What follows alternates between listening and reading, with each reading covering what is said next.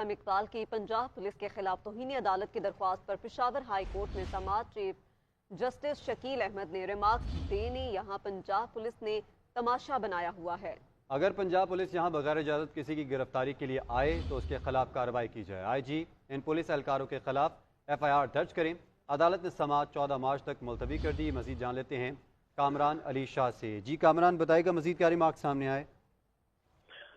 جی شکریہ۔ یہ پنجاب کے نہضت وزیر اعلیٰ اسلم اقبال جنہوں نے پشاور ہائی کورٹ سے ضمانت حاصل کی تھی اور اس روز ان کے پیچھے جو ہے پنجاب سے پولیس آئی تھی جس پر توہین عدالت کیس دائر کیا گیا تھا، اور آج توہین عدالت کیس کی سماعت ہوئی جس پر فاضل جج صاحب نے یہ کہا ہے کہ پنجاب پولیس نے تماشا بنا رکھا ہے، اور جب ہم کسی کو ضمانت دیتے ہیں تو پھر ایک طریقہ کار کے تحت پولیس کو یہاں آنا چاہیے، لیکن پولیس نے وہ طریقہ کار بھی اختیار نہیں کیا ہے۔